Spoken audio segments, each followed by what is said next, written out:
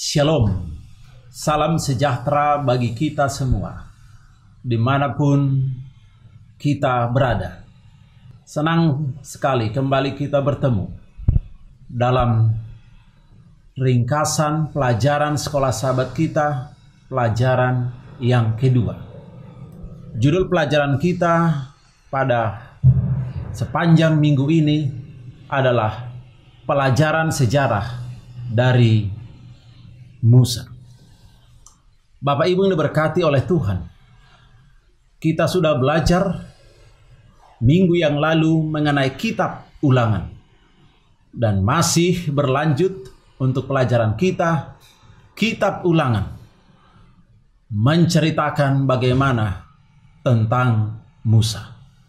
Sebagai ayat inti kita diambil dari 1 Korintus 10 ayat 3 sampai 4. Mereka semua makan rohani yang sama, dan mereka semua minum rohani yang sama, sebab mereka minum dari batu karang rohani yang mengikuti mereka, dan batu karang itu ialah Kristus. Saudara yang diberkati oleh Tuhan, batu karang itu ialah Kristus.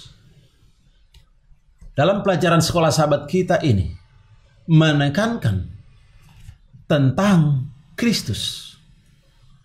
Saudara yang diberkati oleh Tuhan, kitab Ulangan sama seperti keseluruhan Alkitab benar-benar adalah tentang Tuhan Yesus. Kitab Ulangan menyatakan bagaimana Allah terus menciptakan, Dia menopang dan menebus umatnya. Dan pada saat-saat yang genting, pada saat-saat yang sulit dalam sejarah keselamatan, Tuhan selalu hadir, Tuhan selalu memberkati umatnya.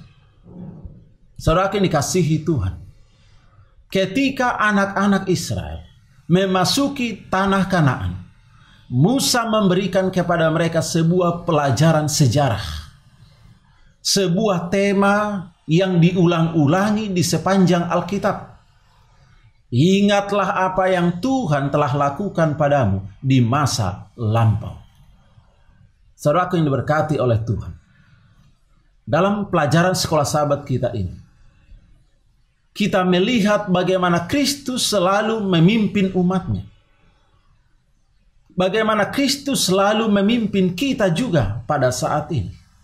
Kita tidak perlu takut terhadap masa depan, kecuali kalau kita melupakan cara Tuhan yang telah memimpin kita dan pengajarannya dalam sejarah masa lalu kita. Bangsa Israel dulu, Tuhan selalu sertai, Tuhan selalu lindungi, jagai mereka. Tuhan selalu berkati mereka. Itu juga menjadi bahagian kita pada zaman sekarang ini. Saudara yang dikasihi Tuhan, Musa, dia adalah penulis kitab Kejadian. Kitab Kejadian adalah kisah yang memiliki otoritas Allah, yang mendasar tentang siapa kita, bagaimana kita bisa ada, dan bahkan mengapa kita bisa tetap bertahan walaupun dalam situasi yang penuh dengan pergumulan. Saudaraku, Musa disebut hampir tanpa cacat, sanggup mendesak Allah karena dia benar-benar mengasihi Tuhan dan mau untuk melayani Dia. Saudaraku, ketika Musa memimpin bangsa Israel, penuh dengan pergumulan, bangsa itu bersungut-sungut. Tetapi Musa yakin, Musa percaya Tuhan mengasihi umatnya. Tuhan mengasihi dia, sehingga dia berani untuk selalu berseru kepada Tuhan dalam setiap pergumulan yang dia hadapi. Dalam Keluaran 32 ayat 29 sampai 32, Musa tidak melakukan dosa apa yang dilakukan oleh bangsa Israel, tetapi ia mencoba mengantarai orang-orang yang berdosa, Bahkan dia bersedia untuk kehilangan nyawanya untuk kepentingan mereka. Saudaraku, jadi kita temukan di sini sebuah ungkapan yang sangat luar biasa tentang korban pengganti, di mana Allah sendiri dalam pribadi Yesus akan menanggung dalam dirinya pakaian yang terberat dan hukuman dari dosa kita. Ini adalah cara penyelamatan Allah yang telah ditentukan sejak semula bagi manusia. Musa, dia mengantarai, dia rela mati, asallah umatnya diselamatkan. Begitu juga dengan Yesus, dia rela mati di kayu salib, asal orang berdosa diselamatkan, yang percaya dan yang bertobat menuruti perintah-perintahnya. Saudaraku ini berkati oleh Tuhan, kepada mereka dikatakan Musa bahwa mereka tidak akan masuk ke dalam tanah perjanjian seperti yang mereka harapkan. Musa sudah sampaikan itu. Dan berapa lama lagi mereka harus menunggu sebelum masuk ke tanah perjanjian itu, sesuai dengan jumlah hari yang kamu mengintai negeri itu, kata Musa, yakni 40 hari. 1 hari dihitung 1 tahun, jadi 40 tahun lamanya kamu harus menunggu akibat kesalahanmu, supaya kamu tahu rasanya jika aku berbalik daripadamu. Saudaraku yang dikasihi Tuhan, dalam Bilangan 14 ayat 14, bangsa Israel yang seharusnya bisa sampai ke tanah perjanjian dalam beberapa hari, tetapi mereka menunggu 40 tahun. Ini adalah nubuatan dan itu digenapi. Saudara yang dikasihi Tuhan, karena mereka selalu berontak, mereka selalu tidak setia kepada perintah-perintah Tuhan. Di dalam kitab Ulangan, kitab ini merupakan bukti tambahan dari hal yang bisa dipercayai, bahwa Allah akan melakukan apa yang Dia katakan dan akan melakukan ketika Dia mengatakan akan melakukan tersebut.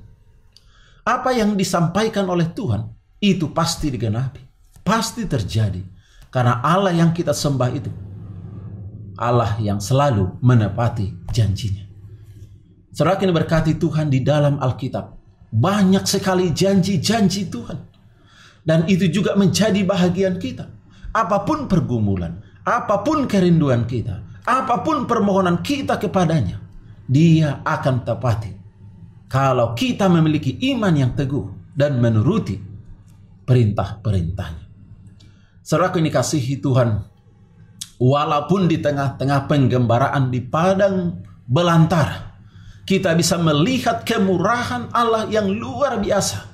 Mereka diberkati, mereka dilindungi, mereka diberi makan, mereka dijagai oleh Tuhan, mereka diterangi oleh Tuhan dengan cahaya kemuliaannya. Dalam Nehemia 9 ayat 21, 40 tahun lamanya engkau memberikan mereka makan di padang gurun. Mereka tidak berkekurangan, pakaian mereka tidak rusak, dan kaki mereka tidak bengkak. Luar biasa, para pemirsa yang diberkati oleh Tuhan. 40 tahun, ya, tidak ada di sana mereka membeli pakaian, tapi Tuhan sediakan kebutuhan mereka. Tuhan selalu jagai mereka. Janji Tuhan yang luar biasa. Seandainya ini kita renung-renungkan, maka kita tidak perlu khawatir, takut sebenarnya bagaimana Tuhan selalu menyertai, melindungi, menolong kita. Saudaraku yang diberkati Tuhan. Jadi walaupun Allah hadir di tengah-tengah mereka, Tuhan tetap membutuhkan organisasi. Tuhan tetap membutuhkan keteraturan, sebuah struktur dan sebuah sistem yang bisa dipertanggungjawabkan. Bagaimana bisa Musa memimpin dalam jumlah yang banyak bangsa Israel kalau seorang diri?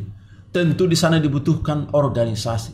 Tuhan memilih pemimpin-pemimpin di antara 100 orang, di antara 10 orang, dan yang lain-lainnya. Ini semua diatur karena Israel adalah sebuah kahal atau sebuah perkumpulan yang perlu diatur, perlu ada aturan dalam Ulangan 31 ayat 30. Dan ini adalah menjadi cikal bakal dalam perjanjian baru yang disebut dengan eklesia atau gereja seperti kita sekarang ini. Tentu di gereja ada aturan, ada peraturan. Kita harus ikuti. Karena itu adalah untuk kebaikan kita, untuk keselamatan kita. Dan itu adalah perintah Tuhan. Saudaraku, di dalam 1 Korintus 12, kebutuhan akan orang-orang yang memiliki kualifikasi yang memenuhi syarat untuk menjalankan sebagai peran agar tubuh atau gereja berfungsi dengan baik. Jadi satu tubuh yang bersatu diisi oleh orang-orang dengan berbagai macam karunia-karunia mereka. Ini saling mendukung, saling melengkapi untuk pekerjaan pelayanan, untuk persatuan, untuk kesatuan tubuh Kristus, untuk memuliakan Tuhan. Saudara dikasihi Tuhan, karunia-karunia kita berbeda. Tapi bila mana kita satukan ini, maka ini menjadi satu alat yang luar biasa untuk pekerjaan Tuhan, untuk menyegerakan kedatangan Tuhan yang kedua kali. Tentu di dalam gereja, dalam kepemimpinan gereja, dibutuhkan orang-orang yang benar berkualifikasi, orang-orang yang benar takut akan Tuhan, orang-orang yang benar memiliki roh pelayanan. Saudara ini diberkati oleh Tuhan. Segala sesuatu yang Allah ingin lakukan bagi bangsa Israel adalah bukan hanya untuk kepentingan bangsa Israel itu sendiri, tapi juga untuk semua manusia secara keseluruhan. Bangsa Israel harus menjadi terang kepada bangsa-bangsa di sekitar. Allah harus dimuliakan dalam hidup umatnya, bahwa kemuliaannya dan kebajikannya dan kasihnya, ada kuasa Allah yang harus dinyatakan di dalam umatnya, di dalam gerejanya. Melalui apa yang dilakukan oleh umatnya, apa yang mereka perbuat, melalui tabiatnya, karakternya yang kelihatan bahwa Kristus, Allah, tabiat Allah ada di dalam dirinya. Saudaraku, dalam Ulangan pasal yang kedua dan pasal yang ketiga, Musa terus-menerus mengulangi kembali sejarah bangsa Israel. Bagaimana mereka menerima berkat Allah, bagaimana Allah menghalau musuh mereka. Ketika mereka setia, Allah selalu memberikan mereka kemenangan. Allah selalu mencukupkan segala keperluan mereka. Allah selalu memberkati mereka. Jadi saudara dikasihi Tuhan, kita harus tetap setia kepada Tuhan. Tidak rugi kita kalau kita setia kepada Tuhan. Malah kalau kita tidak setia, kita menghadapi banyak sekali kesulitan-kesulitan. Tuhan tidak campur tangan dalam kehidupan kita. Bagaimana kita bisa kuat dengan kemampuan kekuatan kita sendiri sebagai manusia berdosa tanpa campur tangan Allah dalam hidup kita.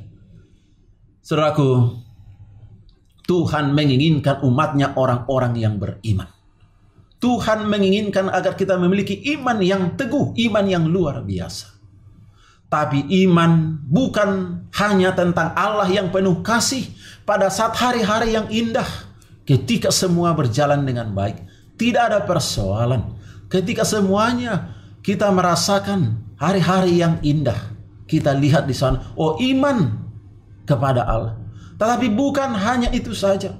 Pada saat-saat sulit, iman juga adalah tentang mempercayai.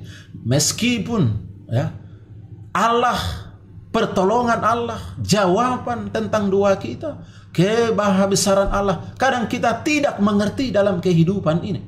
Tetap kita harus beriman. Tetap kita harus memiliki iman yang teguh.